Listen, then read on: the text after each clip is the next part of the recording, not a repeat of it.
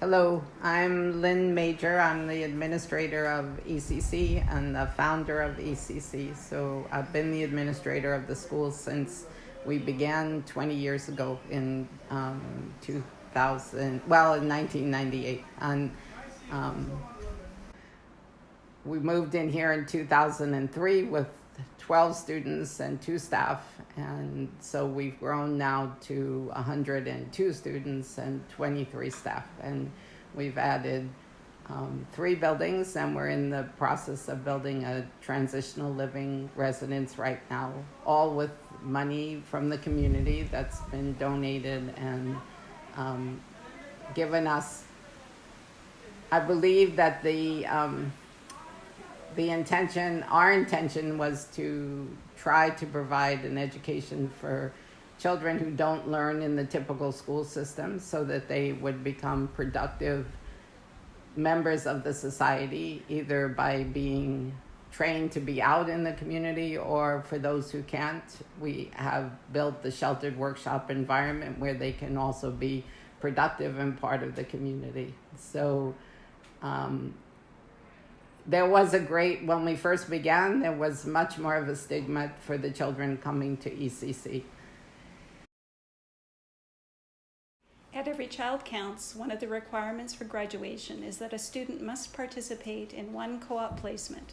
Jacob, 18 years old, is one of the students that is undergoing his required placement. He has been volunteering at the local mechanic shop for the past school year. They started the program, I guess, shortly after the beginning of the school year. I guess it would have been back in October kind of time, and he's came out religiously on a weekly basis. Him on Tuesdays and Evans on Fridays. So we've had 2 guys here once a week each. Did Jacob and Evans, did they have any experience in this field at all, or everything is just? I think they've had a little bit of tinkering and wanting to get into this field. So they, but they were pretty green when we got them. And Jacob especially is really excelled. So he's excelled pretty fast, given the time that he's been here. Yes. How do you think having ECC students working here has kind of impacted the community? Well, I think any job placement program or any time kids can get out into the field and get any experience in any kind of occupation is great. I'm all for it. We hope we can continue the program. We've had him come in on weekends to make a couple extra dollars and help us with certain projects. So he's been able to go beyond just the in-school involvement. We've even considered talking about after graduation, possibly having a position for him. So it's something we're talking about and working on. And of course, he has a lot of say in that as well. Yeah. But we'll see where it goes. Perfect. Awesome. So unfortunately, because of the stigma in the community, not a lot of people really understand what the kids here at ECC are capable of doing.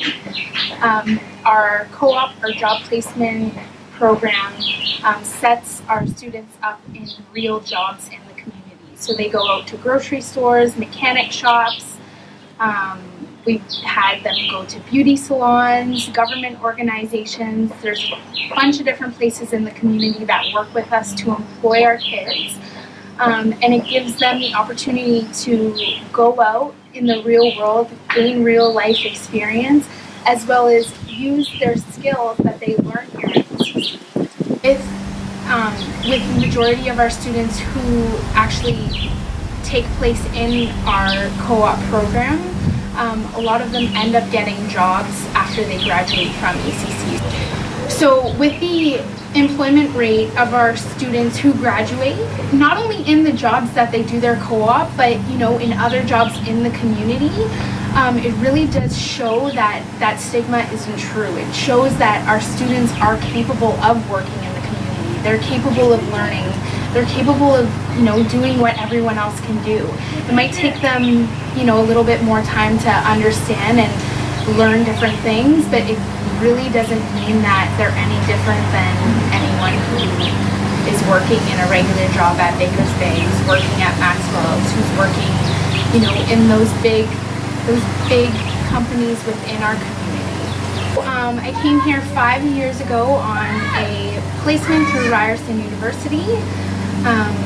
When I got here, I just fell in love with the school, and I knew that, this is where I was supposed to be.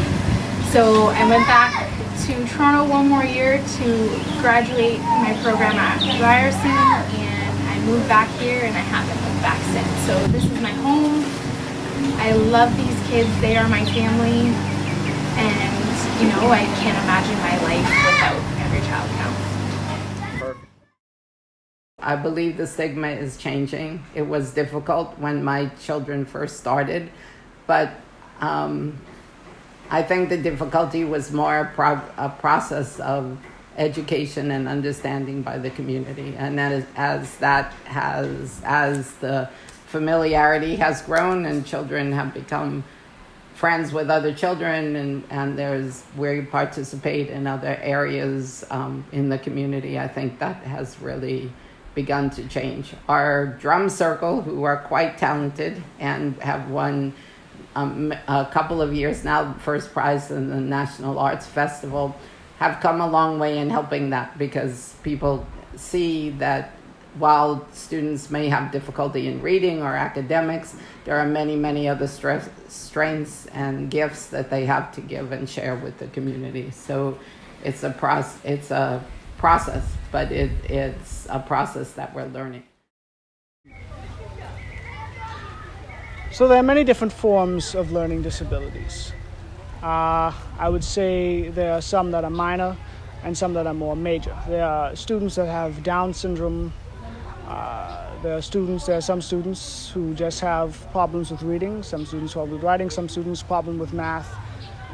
And all of those disabilities are presented here. I would definitely say that I was on the side of just not being able to write and read and do math very well. And that is something that I've been able to break out of very easy. And I certainly would not have been able to do that if I stayed in a government school. But the standard that was present here when I came here is what helped me break out of that. My first teacher was fine, but my second teacher, Miss Ellen Hardy, she was really great. She basically is the woman that taught me how to write. She taught me how to read. She taught me how to do math. She was the greatest teacher I've ever had, ever. And there are some students here with Down syndrome and other disabilities that are more severe. Like a student who just passed away. He actually had graduated from here, and he worked in our facility, Starfish Enterprises, the company that's here that produces eating utensils around the island. He worked there, and he passed away this year, actually. And that was a very sad time for the school, because he had been here for a very long time. I think from the school it first opened, he was one of the first students. I may be wrong about that, because he was here longer than me. But he was actually very intelligent. People look at students with Down syndrome and they see an idiot, a dummy, someone that cannot have any success, someone that they have to be taken care of by other people, and that's just simply not true. A lot of individuals with Down syndrome, they have the ability to live. They have the ability to live. They have the ability to work. They have difficulty communicating because of the size of their tongue. The disease affects the size of their tongue. But it is something that they learn to live with and learn to work with. But yeah, when some people look at students with these disabilities, they completely judge them. Even though a lot of times they can't do some of the things that the students at this school can do. And they have no standard for themselves. They have no bearing on their mouth, and they will say whatever comes to their mind. They have no gauge on anyone else's emotions. And that can be hurtful for the students that go here. It's certainly something that I had to deal with when I first came here. I faced many people who would tease me, bully me in the community. But because of the environment that was here, with my friends and the teachers that I had, I was able to get through that, and I was able to learn, and I have been able to become successful in my academic career. Hi, my name is Nicole Denardin, and I've been a teacher at Every Child Counts for about 10 years now. it's definitely been a battle from the beginning. I know that a lot of parents had issues, sending some of their kids. And over the past years, we've definitely had a lot of older students and different, just different ability students coming out of the woodwork. Parents had been, having difficult times bringing some of their kids who had different disabilities out into public and allowing the community to be aware of what their struggles were. But I think from the beginning of when I got to the school versus now you really see the community growing, the stigma changing. It's still a battle.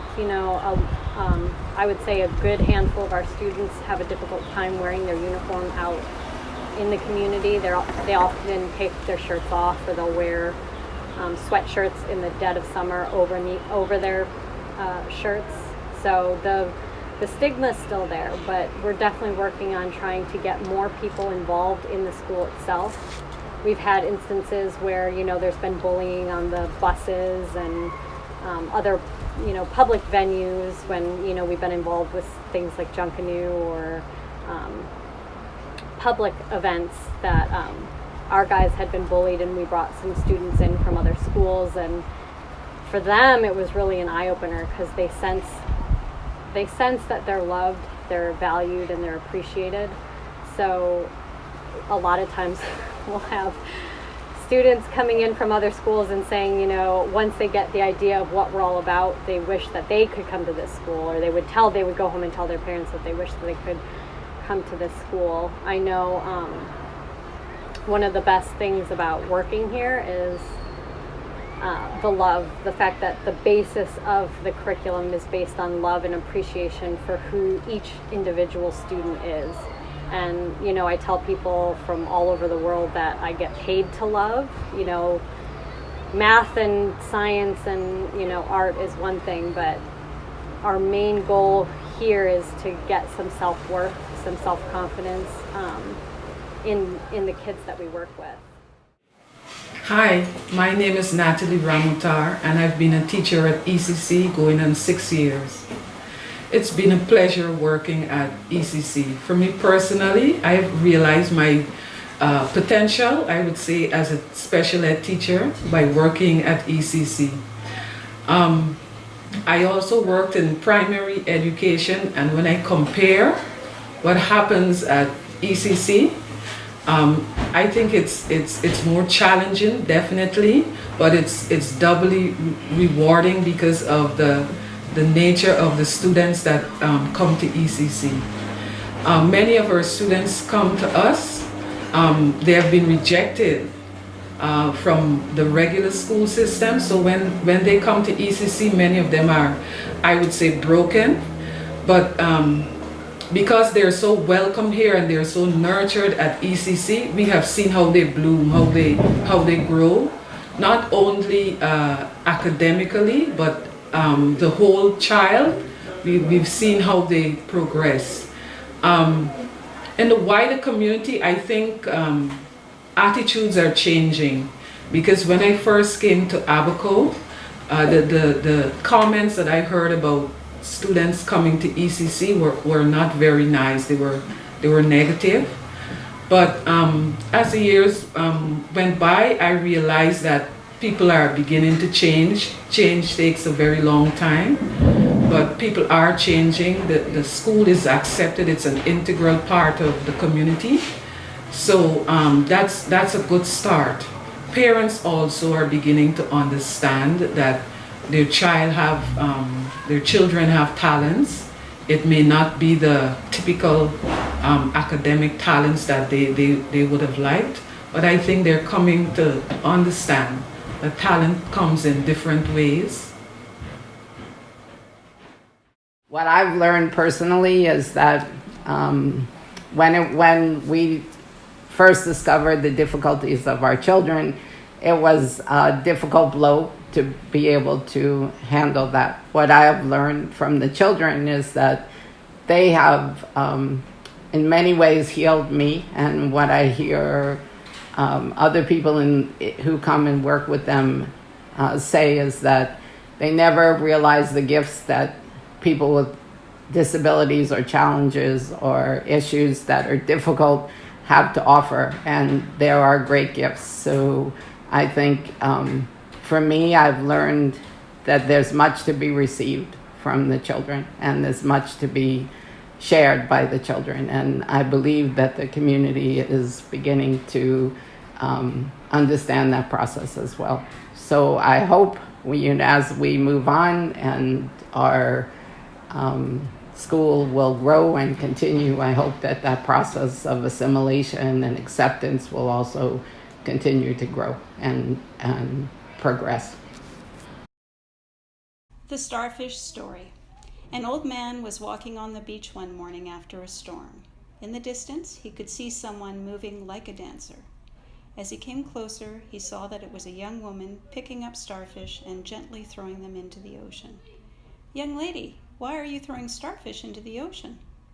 "The sun is up and the tide is going out, and if I do not throw them in, they will die," she said. "But young lady, do you not realize that there are many miles of beach and thousands of starfish? You cannot possibly make a difference." The young woman listened politely, then bent down, picked up another starfish, and threw it into the sea. It made a difference for that one. Everyone matters at ECC. While we may not be able to change the entire world, we believe that we can change our small part of it. If we can touch one student with a simple gesture, then we must not let that opportunity pass by without doing something. We each have the ability to make a difference, big and small, in the lives of others. The understanding that we hold in our hands the power to change a life, a mind, or a circumstance today, right now, is a powerful insight and motivator. We have the power to inspire others to act, and sometimes in numbers significant enough to make a major or even complete impact on the problem at hand. At ECC, we keep our children safe and guide them towards the kinds of learning that leads them beyond mere survival and onto a life where they use their own abilities to thrive. We make a difference every day, one by one.